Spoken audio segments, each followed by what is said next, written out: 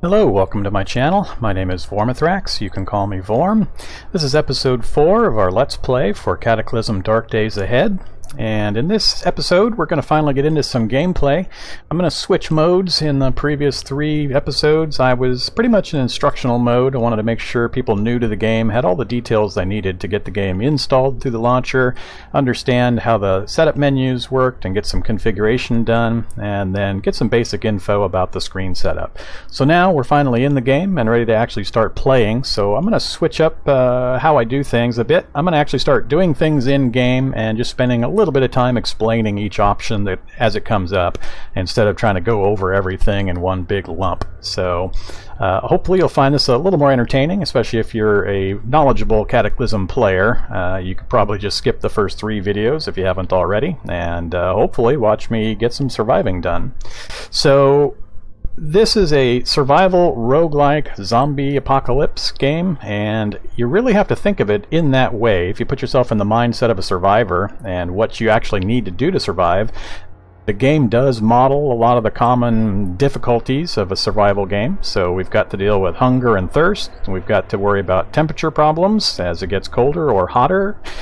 Time will move forward in the game. The seasons will advance. And in the winter time, it's going to be a lot harder to find food and to stay warm. And in the summertime, it's going to get pretty warm. So we've got environmental factors to survive against. We've got, like I mentioned, hunger and thirst. We've got, obviously, the zombies going to be a constant problem.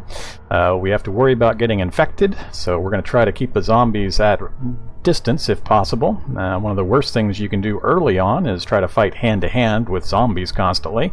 You're not wearing much in the way of clothes or armor, so it's fairly easy to get bitten and then get infected, which is a big problem early game. A little bit later you can deal with it better once you've got a stockpile of medical materials and such, but right here at the start we've got very little in the way of resources, so anything we can do to avoid getting bitten is going to be very important. We've got other things that we have to consider, and what we're going to do initially is take a look around our little starting area here, the survival bunker. We're going to pop outside and grab a material or two, and then come back in and do some crafting. We need to get some initial equipment ready to go. So if I open up my inventory, you can see all I start with is a matchbook, some bottles of clean water, or a bottle of clean water that I can drink 2 servings out of. The protein powder we got from the NPC, which isn't going to be too useful, and then a tin can of canned tomatoes. So we've got our pocket knife held as our weapon, but that's going to change shortly. We're going to mainly use that as a utility item to do some cutting and other basic mechanics with.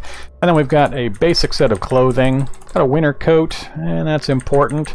You notice in brackets it says fits. That is a condition indicating that it's tailor-fitted to my body size, and that means that it takes up less encumbrance. So when you're layering your clothing and you have to worry about encumbrance and warmth factors, a piece of clothing that has the fits attribute means that it's going to take up less space or cause less encumbrance. So it's important when you have a choice to always choose something that fits as opposed to something that doesn't.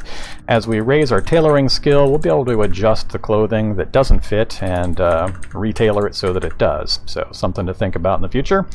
So for the moment, we just need to get some basic tools. So I'm going to show you some quick and easy ones that you can do here in this initial survival shelter. So we're going to exit out of the inventory, and we're going to zoom in a bit so you can get a better view of what's going on. And then finally, we're going to go ahead and we're going to move into or move up to the door, and let's actually do this first. If I hit the O key, I can give an open command, pick a direction, and I've opened the window so I can take a look outside. I can do a couple of things from here. I can either zoom my view out so I can see further out this direction, so I can see the cone of viewing angle through that window out to the limit of my sight range. Another thing you can do is press the X key, and that brings up the movable cursor, and I could move this out to take a look, see what's out in this area, if anything. Looks pretty empty. Press escape to close that. I can press C to close and then pick a direction to close that window or the drapes. So what we're going to do next is just open these doors by moving into them, stepping up, And I'm not able to step any further because, if you notice here, we just got a warning message. Spotted dog, safe mode is on. Press the exclamation point to turn it off, or you can press the tilde key to ignore the monster.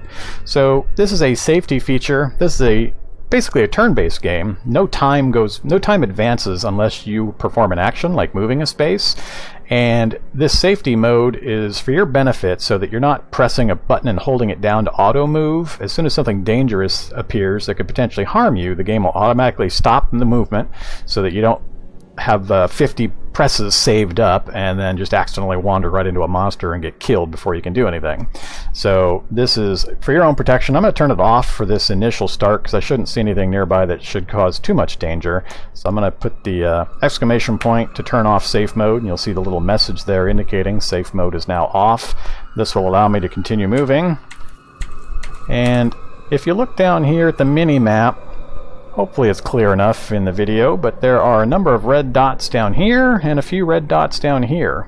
These tell me that there are animals or monsters or something potentially dangerous in those locations.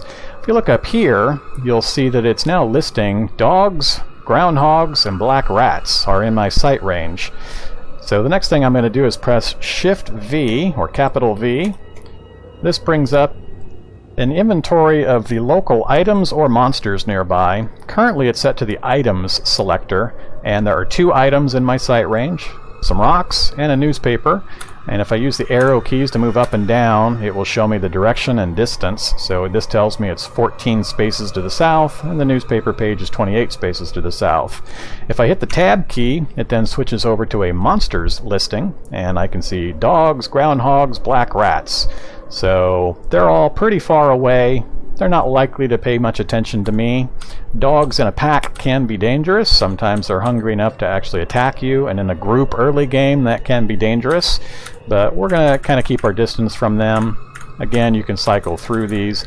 If it had an exclamation point next to the name in this list, that would generally mean that it's spotted you. That's going to become more important when we have zombies and other dangerous monsters nearby. It's useful to know whether they've spotted you or are coming at you or not.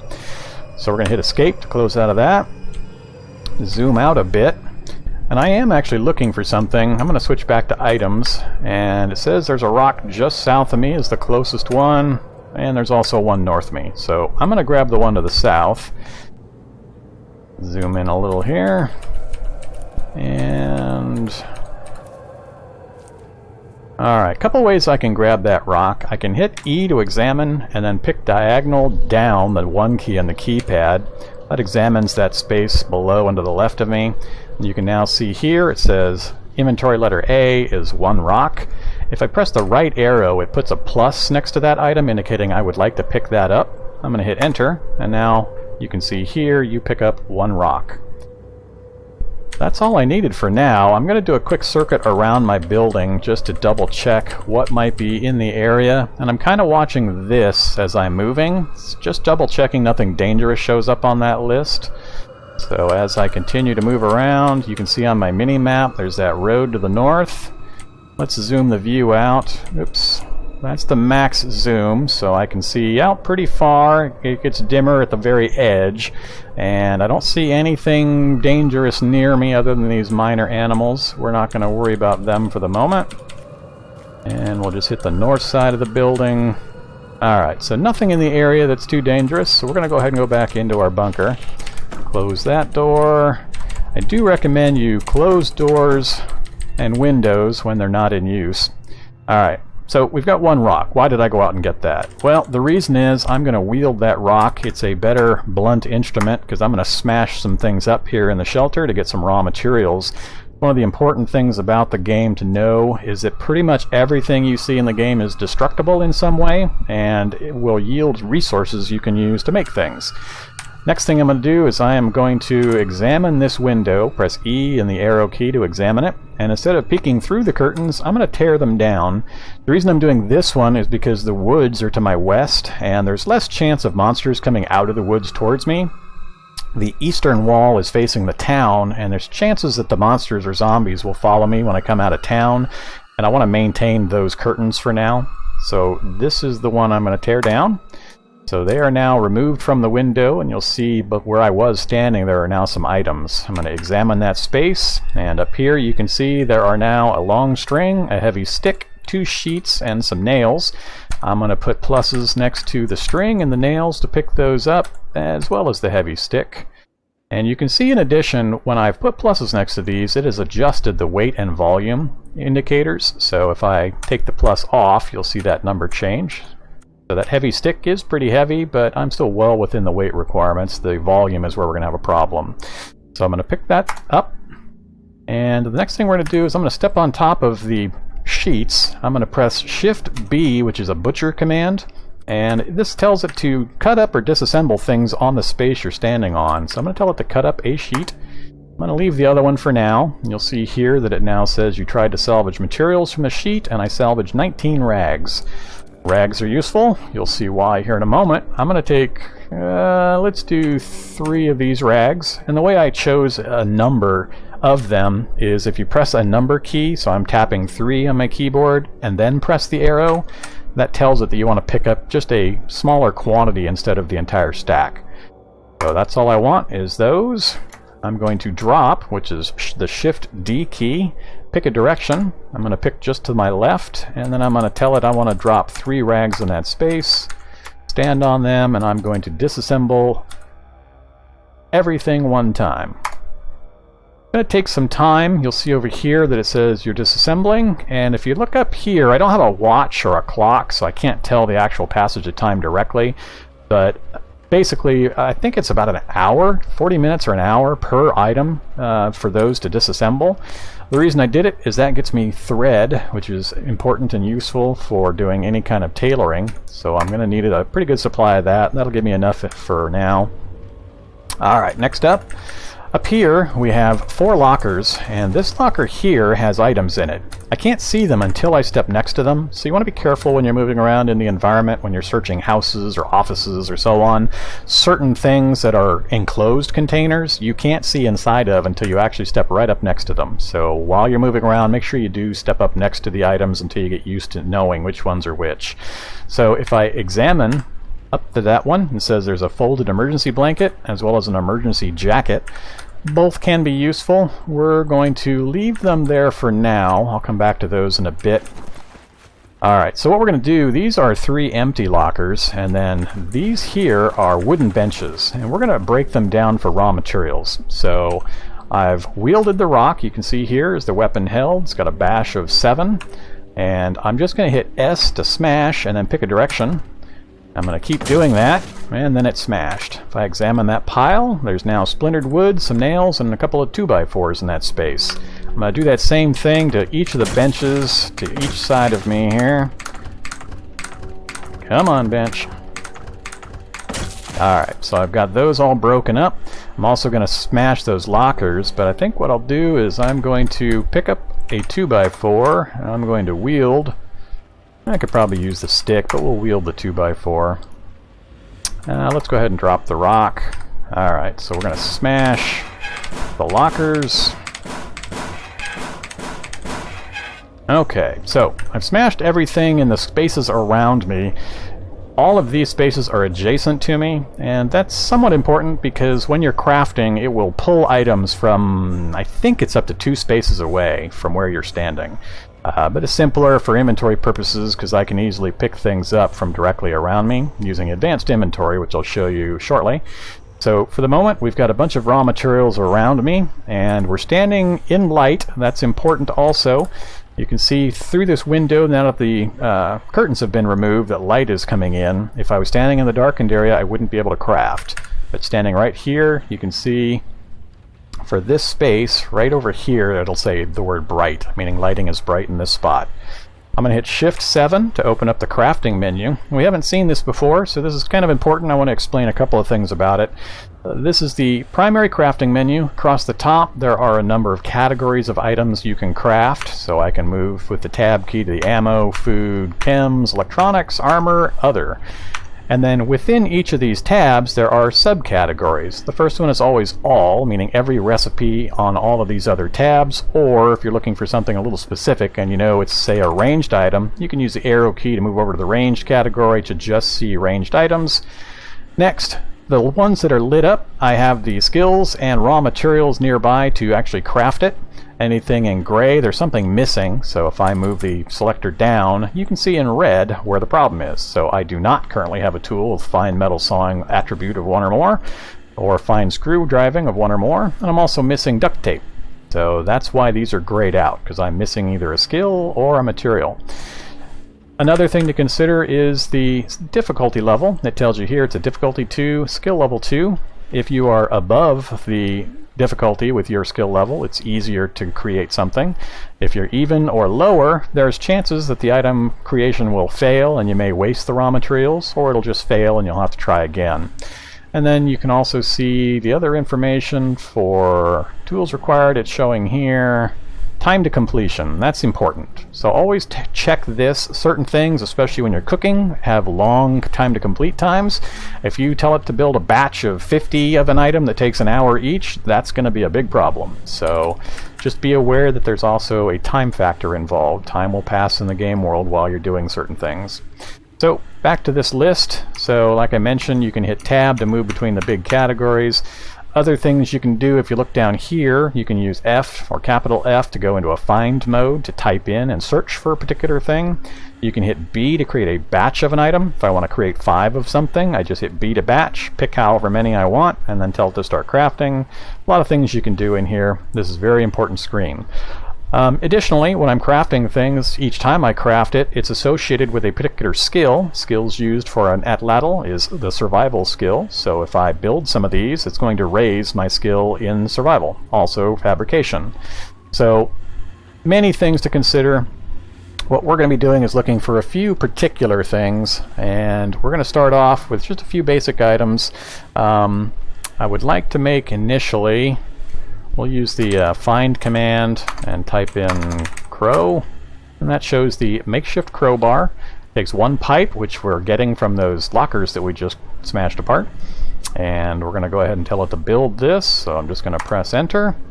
You'll see down here you craft the toolbar or crowbar from memory, and it is now makeshift crowbar, letter M in my inventory. So if I open my inventory, I now have a makeshift crowbar. I'm actually going to wield the makeshift crowbar. If I press enter on the item, it brings up the details of the item and what actions are available. I can choose W from here to wield it, and it's asking me what to do with the 2x4 currently in my hands. I'm just going to tell it to drop it on the floor.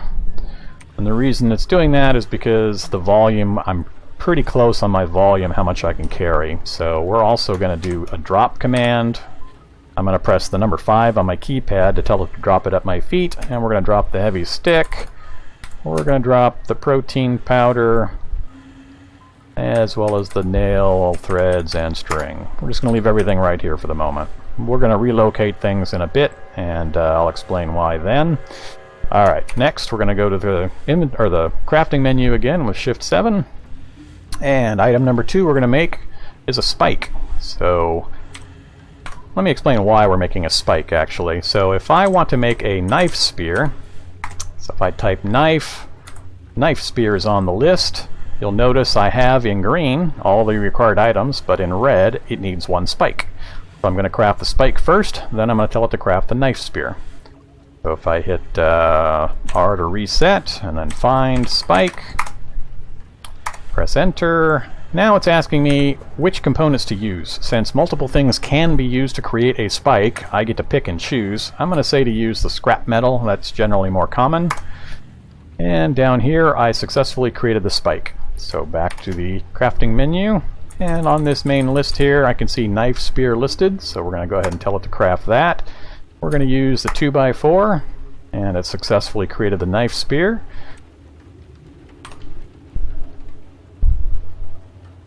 And a couple more items we're going to craft. Next up we're going to craft lockpicks. So we're going to find lock, improvised lockpicks.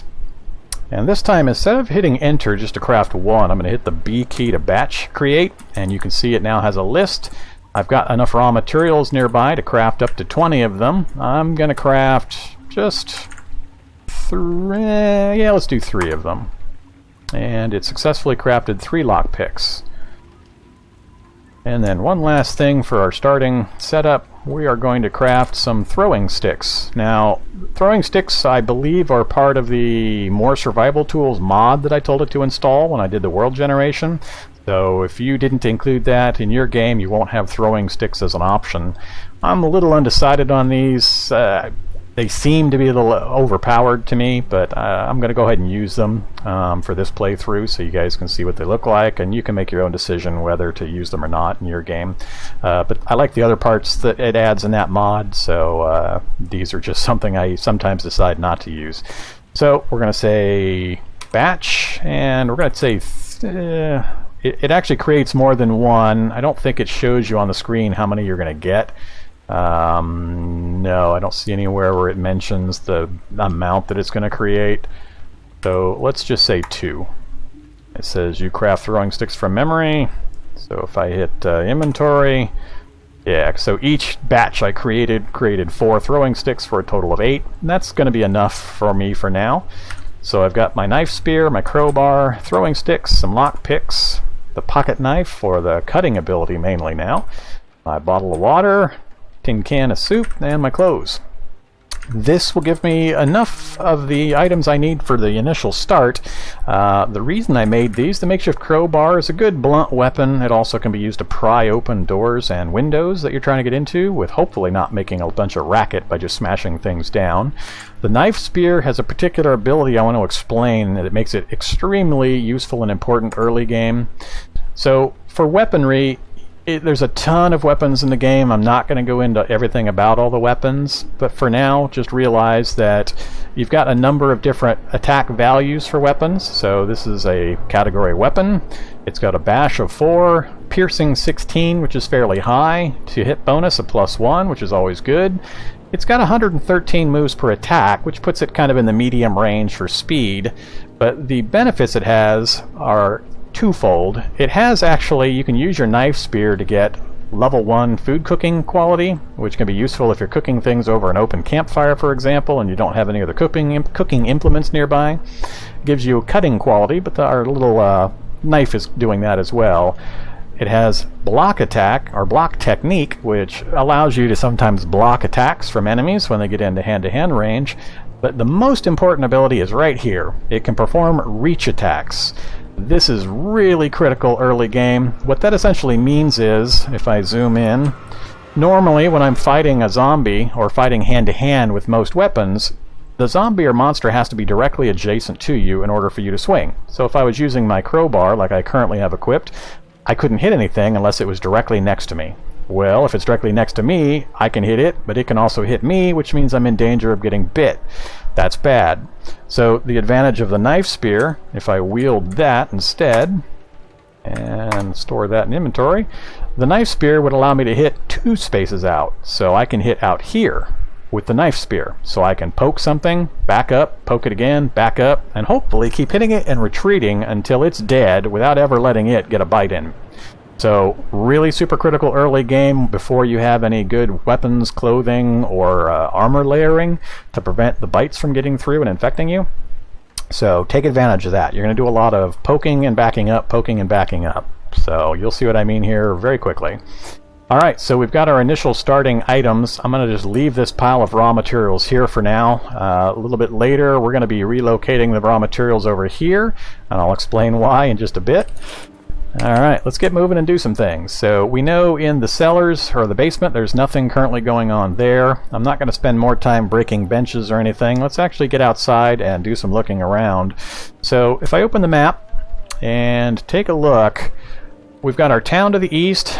It's very dangerous early game to try to go into a town area during the daylight. The reason being that while yes, you can see further and see zombies, they can also see you from a pretty good range and they'll come after you. It's actually easier to approach during the nighttime, especially if, like this character, you have the night vision perk. The reason is, at nighttime, the zombies have very poor eyesight. They can only see 1 or 2 spaces out from their location, whereas you can see twice as far. So you can actually sneak up to a zombie, spot it, and move away without it ever knowing you were there. So trying to move into the town early game, I prefer to do it at night, and you'll see why here in just a bit. So I'm actually going to move out to the forest and see if we can do anything in the forest area. We're going to try to rustle up some raw materials and see what we can do there before I try to move towards the town. So let's go ahead and go outside, and I'll zoom out so I get a little better idea. I know it's going to be really small on your screens there, but I like to have a good view around me while I'm doing movement outside. I'm also kind of keeping an eye on this section here and occasionally glancing down here looking for red dots. So I'm just going to kind of move out and diagonally. We've got some dogs moving in close. Hopefully they stay away from us. If they start charging me, I'll have to deal with them. Alright, looks like the dog pack's not hungry enough to come after me. Alright, so first thing to note, we just got a red message. The wind is making your left hand feel quite cold.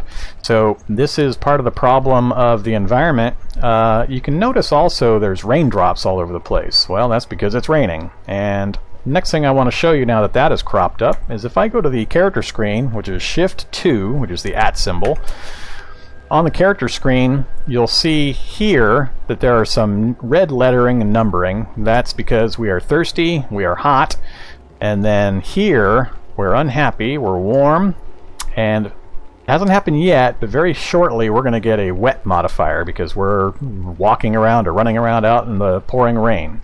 Right here you can see that it's indicating rain as well. So we got a few problems. Our hands, where we don't have any gloves or protection, are actually cold. Our feet are warm because we probably got heavy boots and socks. So a couple things are making our guy mildly unhappy. But things aren't bad enough to worry about for the moment, so we're just going to keep moving.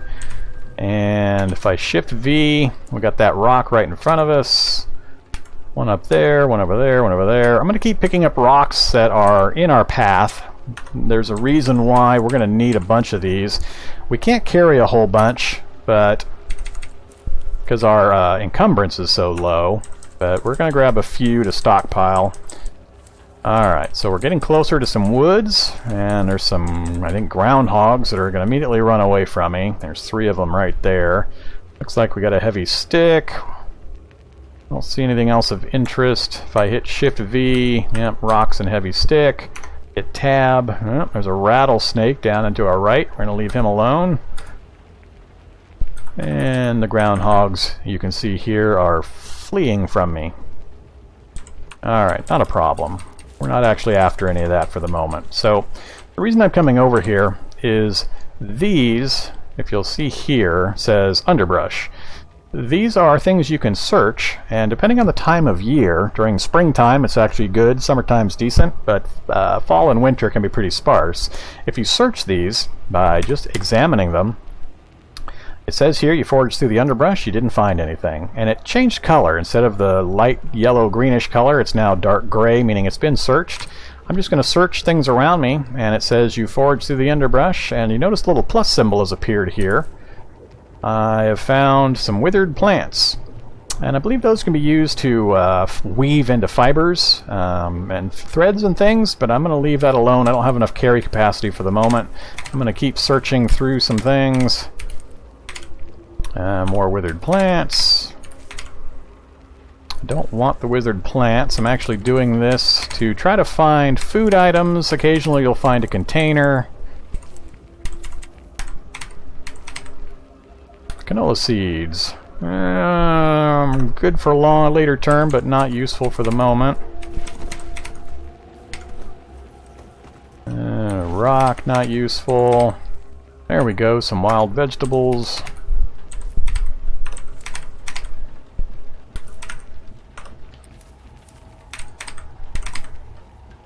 Wild herbs. More vegetables. So this is an important early survival technique. You can gather a lot of good food and forest-related items. Whoops. Okay, what just happened? So you'll see here it says not enough capacity to stash the wild vegetables, and it's asking if I want to dispose of my knife spear and wield the wild vegetables instead. I'm going to hit escape to cancel that. So what's happening is if I open my inventory, I'm now at 4.55 out of 4.91 of weight capacity, so I can't really carry much. So we're going to make our way back out of the forest. Mainly, I just wanted to show you what happens there. I can probably pick up the mugwort. The other reason that this is a good thing to do when you don't want to travel into town... Ooh, bird's eggs. Oh, I want those. Let's drop... we'll drop the rock. Is that going to be enough? Yes, cool. Alright. So we got some decent items out of that quick run. Let's head back towards our base. Again, I am moving pretty fast, but I'm not holding the key down. I'll show you. This is moving while holding the key down. That's dangerous, because if you have the safe mode turned off and something happens to be in your path that's danger to you, you could walk right into it, and before you let go of the key, you could be hit several times or killed. So you don't want to do that unless you're fairly confident that you're safe. And again, zooming out for a larger view and keeping an eye here and here are important while you're moving around. So I'm just going to keep moving. Where are we in relation to our base? So we're right next to it. So now we can just head to the east. And there's our base. Zoom back in so you can get a better view. Close the door. Alright. So next thing we're going to do is... let's show you the construction menu. I don't think I can do anything in here at the moment. No. Board up window is what I was looking at. I need a tool with hammering, some 2x4s, and the nails. So we can board that window up to give us some protection, but I'm going to leave it alone for the moment. Alright. I'm actually going to drop the things that I brought with me over here. I'm going to drop north of me all of the food items except for the water. And let's...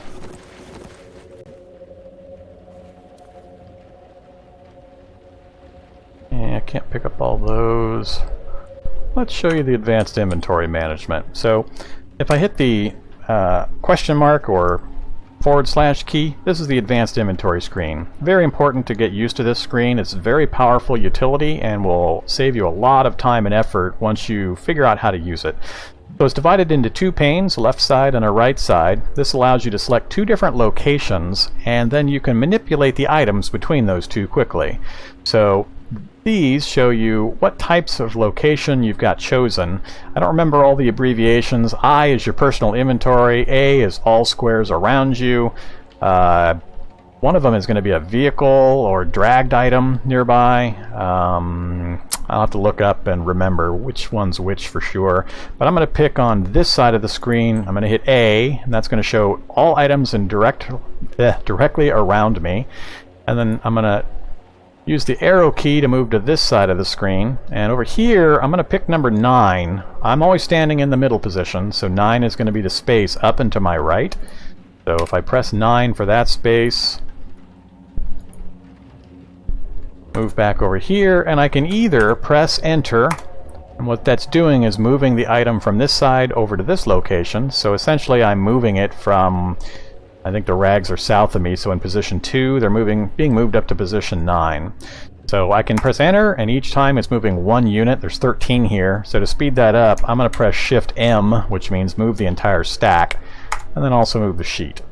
If I press escape, you'll see this is gone and they've all been piled up right here now. So this makes it really quick and easy to move items, inventory, between different locations without having to pick them up. Time still passes though, so if you have 1,000 items around you and you're trying to move them, realize that there will be a pretty significant amount of time moving while you do that. Alright. So I think what we'll do here is we got a little bit done with some inventory movement and running outside. I'm going to actually go ahead and move towards the town in the next episode.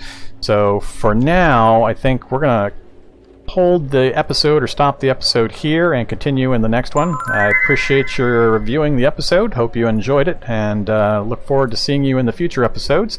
If you like the series, give it a like and hopefully subscribe. I plan to keep doing more episodes and also a few other games as time goes by. So I look forward to seeing you in the future. Bye-bye.